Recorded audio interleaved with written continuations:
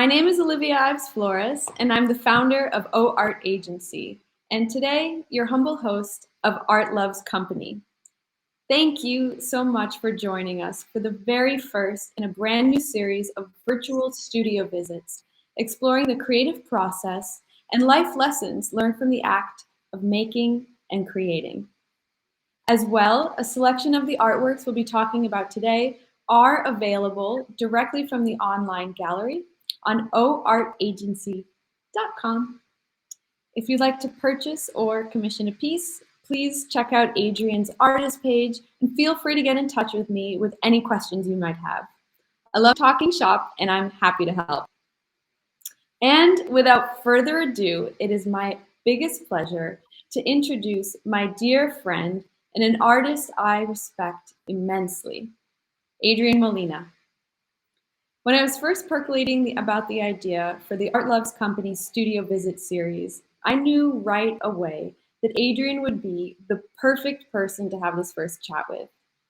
Today, we're going to go behind the scenes and take a look at a work in progress, learn about Adrian's daily rituals, his artistic process, and the surprising inspirations that make him tick.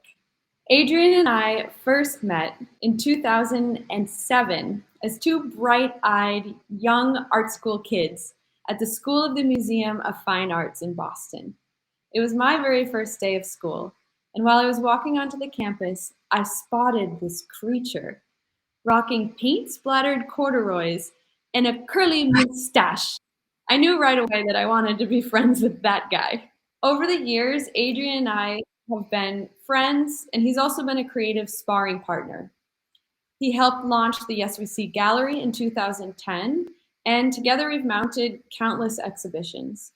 Adrian is a modern Renaissance man and truly a sum of many parts. I like to call these parts Adrian Soup. Part visual artist, part musician, part philosopher, part martial artist, and an all-around good guy, Adrian is constantly blending mediums, inspirations, cultures, and techniques to create a world that teeters between reality and illusion, the seen and the unseen. Although diverse in expression, the messages, or rather the questions he is prodding at in his artwork, are always the same. How can you create balance in chaos? What is the color of sound? What does jazz look like? What is the shape of the wind? How can I make a painting dance? As a kid, creativity and performance were a constant in his colorful household, and the way Adrian's dancing, singing, twirling, painting, big question asking, music playing family spent time together.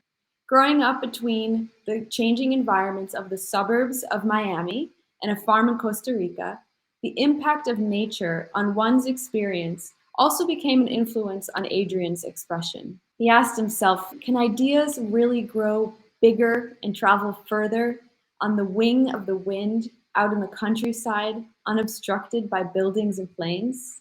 Nowadays, Adrian is still living and creating in Miami and still percolating in some of those same concepts and ideas. And a few fun facts about Adrian. Adrian once painted the longest painting on the northeast of America, a scroll over 75 yards long. Think the length of a football field. The piece, The Looming Time Machine, brought the viewer on a journey from the far reaches of outer space, swooping across fields, mountains, and cities, and back in time. The Looming Time Machine was first exhibited in his solo exhibition, In Terra Action, and featured in the Boston Globe in 2011. And by night, when he's not practicing jujitsu, he's also the bassist in the funkiest band, Psychic Mirrors. But we'll get into all of that. Now, let's meet Adrian. Hello, can you hear me okay? Loud and clear, my friend. How are you? Awesome. Yeah, let's get into it. What do you want to know? I guess a good place to start is in the beginning. So why don't you walk us through a week in the life of Adrian Molina? All right, we'll start from the beginning. I wake up in the morning at sunrise, so I get that early light. and I drive to work. Always pop in a podcast or something, try to educate myself on something having to do with biohacking. I work for as an artist assistant for Federico Uribe, making sculptures using tools and just logistically working things out for him and just working with my hands. It keeps me sharp mentally and physically. It's good stuff. So I do that for most of the day, and then the rest of the day after that is mine. So the way home sometimes could be a little daunting in traffic, so I always kind of make a little adventure for myself every day. If I'm not going to jujitsu at night, I'm gonna go paint plein air somewhere and just wait out the traffic. Always got to make it interesting. And then I get home, and if I don't do jujitsu and if I don't paint, I'll draw on the iPad for a little while and, working on new digital things, which is kind of interesting as well. And do some journaling, eat dinner, go to bed early to wake up early, and then just do it again the next day, something different. And that's Monday through Friday. And then on the weekends, I still wake up early again because I'm kind of obsessed with sunrises. That light is kind of more important to me, and it's a reminder of a lot of things. And then about twice a week at night, sometimes there's also band practice too. I'm like juggling seven things, but I'm doing it. I also can see how even if you're not physically in your studio, you're still exercising those creative muscles really in everything you do, even when you're finding a new adventure to make traffic creative. Okay, so keeping on the same track of starting in the beginning, when did you first know that you wanted to be an artist? Man, that's a good one. Performance was always a thing in my family from the beginning. Since we were kids, from the age of like 5 to forever, we're always making movies and performing or doing music or something for each other. We're doing plays and or lip syncing to songs and making fake music videos. But when I really, really knew, I was about 14, and my dad had arranged some kind of a gala night, with poets and musicians, and he wanted artwork on display. And I had like my first painting, my first real oil painting that I did, and it was a space painting of like a comet, like, at the point of impact with like a planet or something. My dad had it framed, and he had that exhibited there, and I thought, man, this is so cool. Like, wow, at University of Miami, I'm like only 14 and like talking to strangers about art and that sort of thing. It just like such a night of culture felt so good to me. And that's kind of how I knew that, like, oh man, if I could do these together, for the rest of my life, like I would be so happy, like I wouldn't, I'm not going to be a lost soul. Like I know what I want and what I'm after and what direction I'm going. That's when I knew.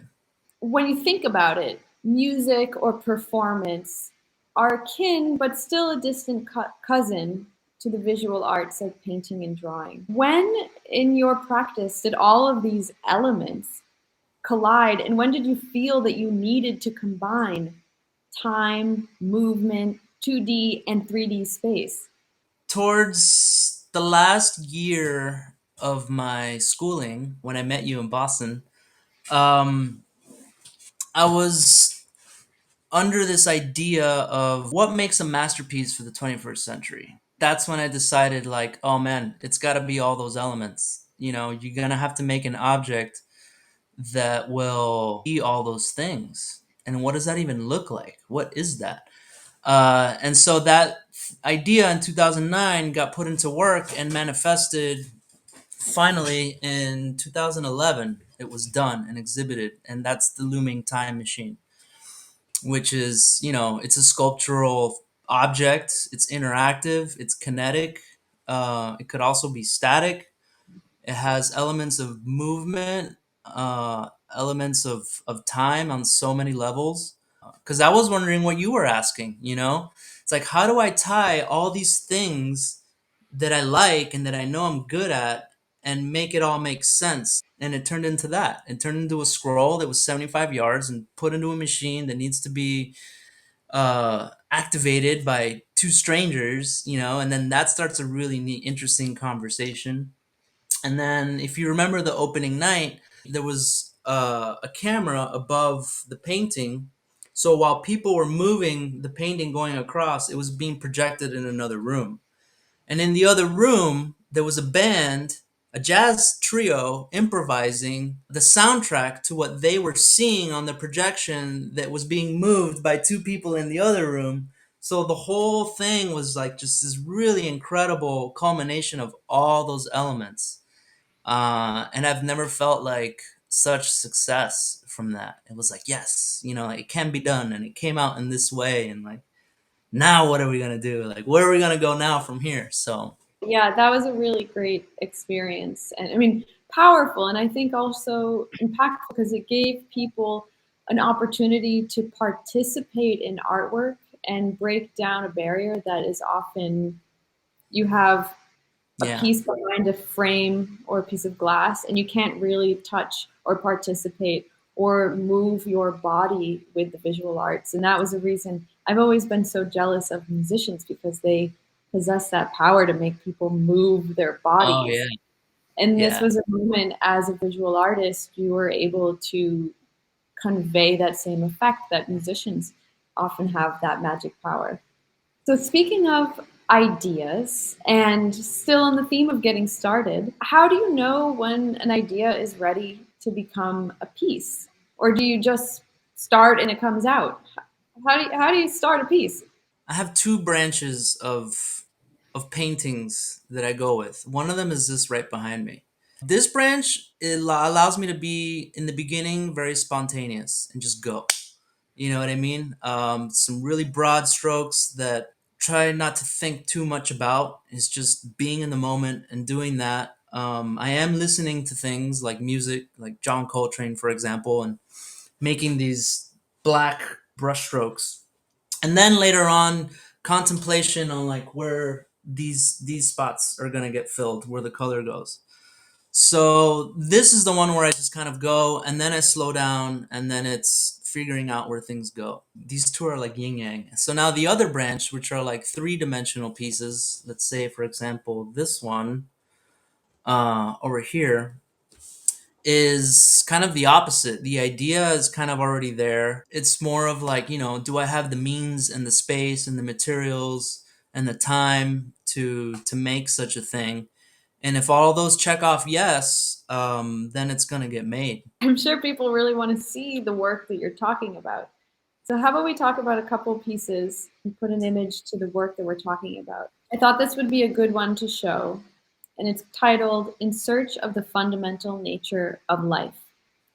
I think this piece really sums up the concept we've been discussing today about finding balance in chaos, the creative process, shape of wind, how ideas are clouds, and movement in space.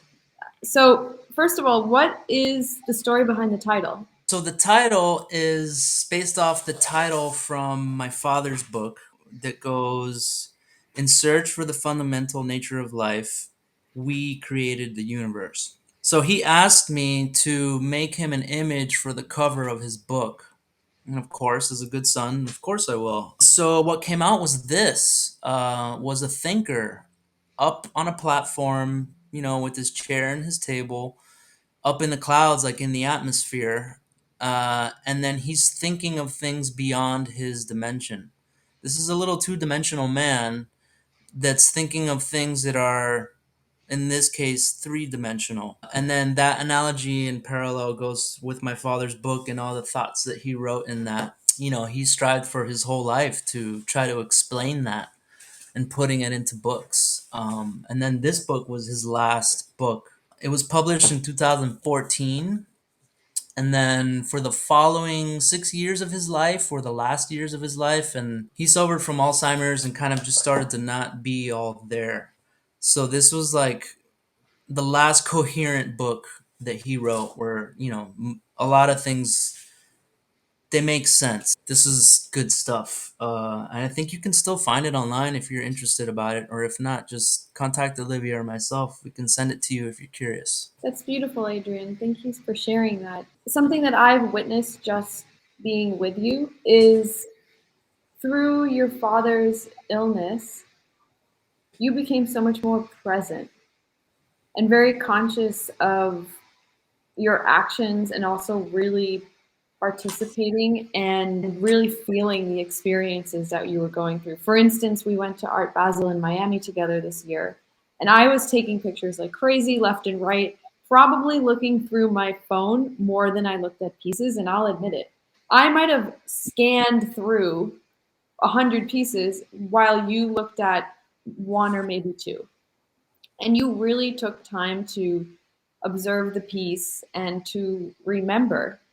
And I think that that is somehow it's a beautiful lesson that you learned from your father, but I've also witnessed that process of really being active in memory, how that's influenced your work. Yeah, that thing with dad was really.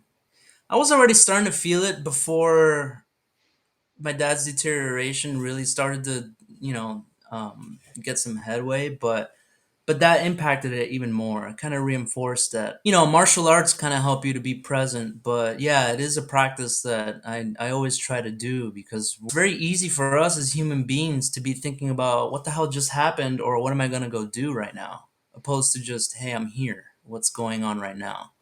All the arts are connected in some way or another, in basic fundamental practices or ideas.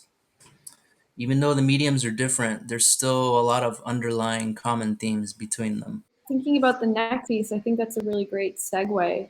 This is part of your practice as a plein air painter. And as you were saying earlier, part of how you try to navigate and be a trickster with Miami traffic. So you always have a canvas and an easel and your paint in the back of the car. And you've Always. been channeling this process of being present through your plein air painting instead of taking photos, you've been documenting different landscapes in Miami. Can you tell us a little bit about this practice? Yeah, this is the practice that really, uh, it really just grounds me. The act of observing is just really enough. Like this painting looks kind of plain, right?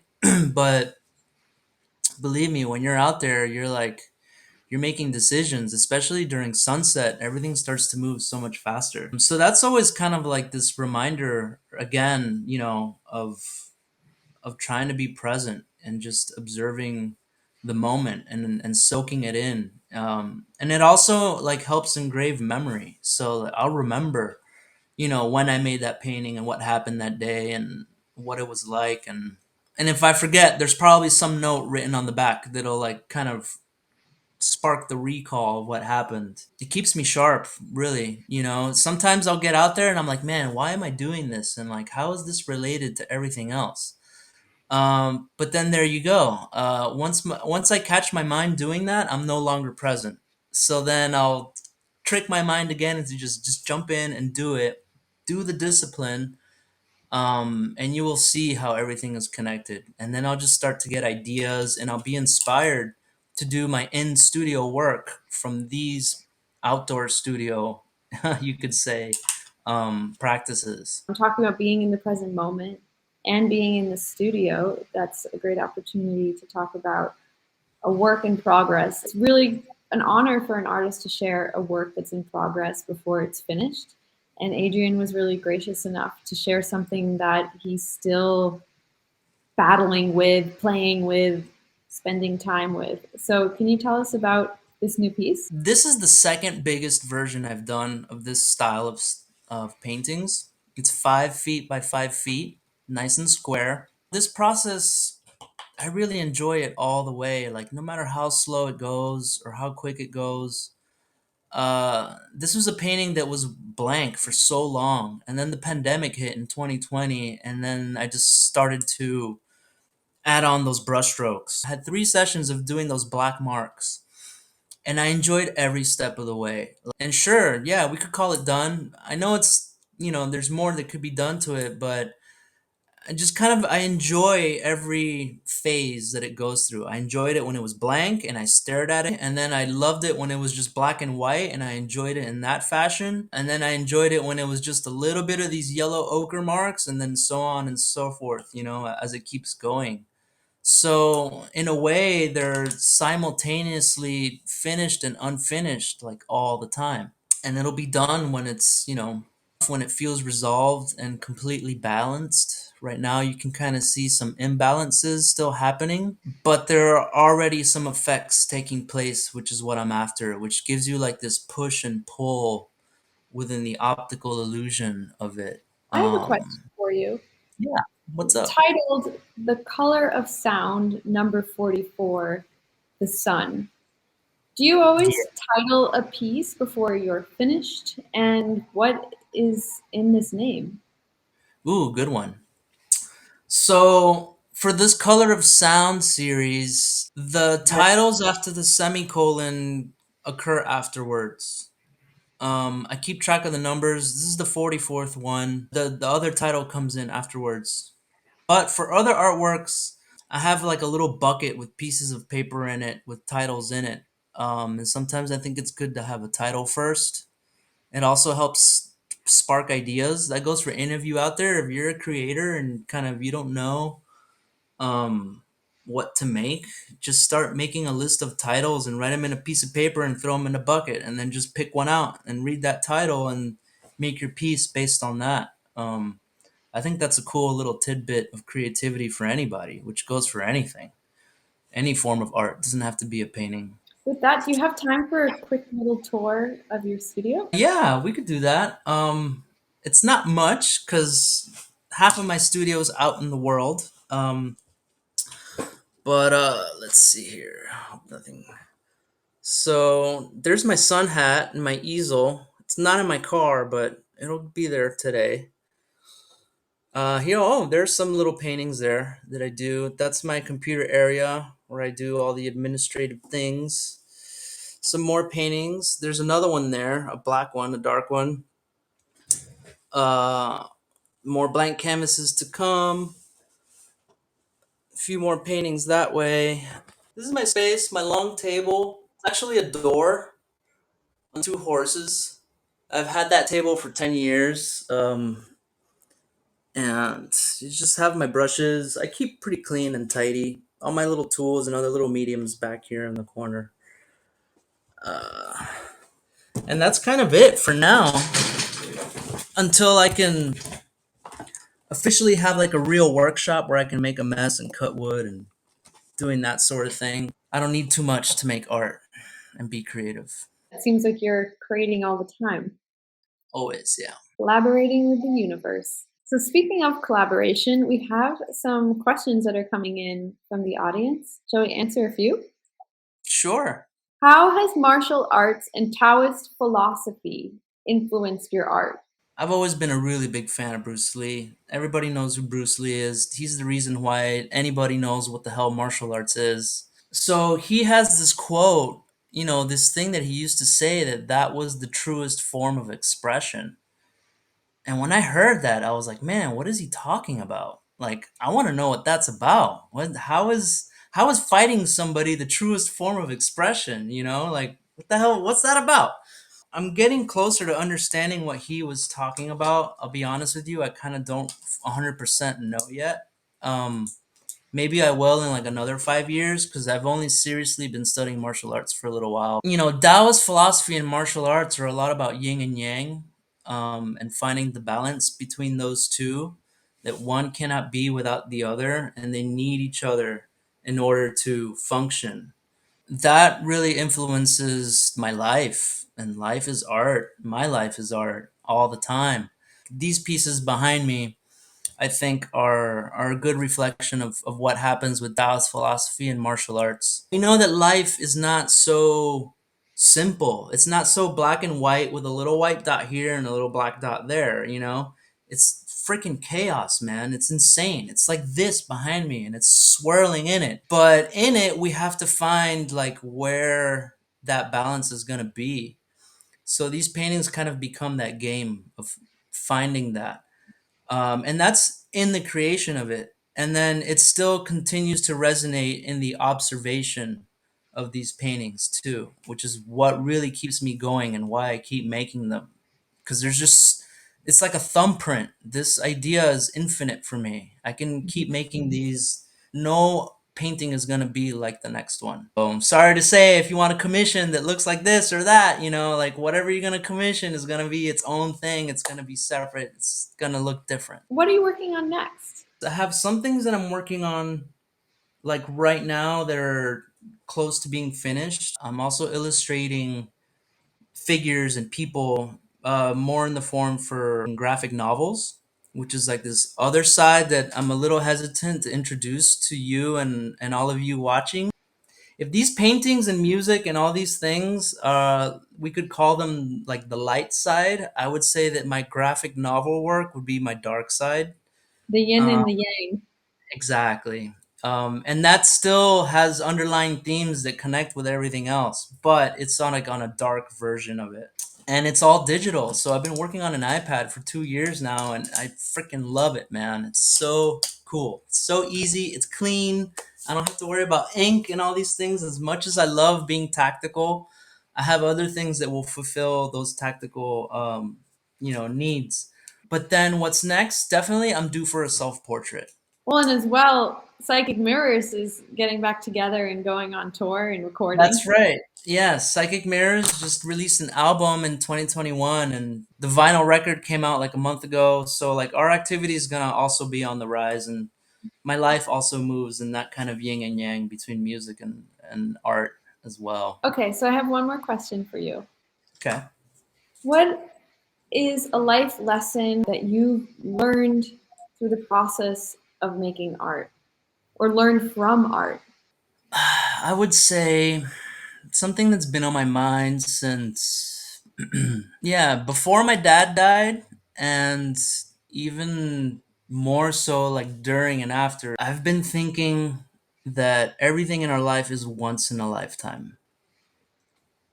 Just think about that for a second. Even if you do get to repeat something, that's still a once in a lifetime chance, because you're a different person than you were 10 minutes ago, or yesterday, or a year ago, or whatever. It's always going to be a different experience, because you can't separate space from time. They're always together. It's very hopeful because I think for a lot of people, change is really challenging and hard. And Yeah. also, there can be something so daunting about things that are seemingly monotonous. But with that perspective, you can really challenge and actually be free from all of that. If everything is once in a lifetime, Once in a there's kind of lifetime. You're less pressure around change, and there's also more space in monotony and routine. Yeah, it's also kind of a double-edged sword. If you think about it the wrong way, it could be daunting, and you'll be like, "Oh, the pressure of like this is the only chance I get." Not so specifically. And sometimes, yeah, that is the only chance you get. That's all you're gonna get, and you better be ready to hop on that the right way. It's like riding a wave when you're surfing. I used to surf in Mhm. high school. Like you better catch that wave. I mean, yeah, there's gonna be other waves, but that's another life. That's like another chance in the same lifetime of a different thing. So yeah, you just gotta be ready, but don't let it get you down. Cause yeah, you'll get another chance, but that's a whole different case for the once in a lifetime. It's still gonna be once in a lifetime. Make it Well, count. thank you so much, Adrian. Those are some really great words to live by and a lens to kind of step out into this day. So I thank you for that, and thank you for taking the time to be the first in the new series of Art Loves Company. You've been My great company and great conversation. I appreciate it. But one more thing before we go, Adrian and I have a creative prompt for you. Next time you see the sunrise, listen to mm, the full soundtrack of Sketches of Spain by Miles Davis. You can find this song on Adrian's playlist on his artist page. And the idea is look at the sunrise, listen to this song, and be present with the experience that you have when nature, visuals, sonic, and your physical self in that time and space collide. So that's what we're going to leave you with today as a creative prompt. As we always say, art loves company. So, with that, I want to thank all of the art lovers, the connoisseurs, and the curious for joining us for the first chat in a brand new series of conversations and virtual studio visits with creators from around the globe. Next month, we'll be visiting with Golden Sweet, a maximalist painter and performance artist in her studio in Istanbul, Turkey. And that's all. I hope you enjoyed this conversation, and to stay in the loop for future studio visits, pop-ups, and an all-around good time, please visit us at the magical world of oartagency.com and sign up for the mailing list. Stay in the loop. Thanks so much for joining us. Thank you, Adrian. Thanks, Olivia. Happy Sunday, everyone. Ciao. Ciao. Ciao.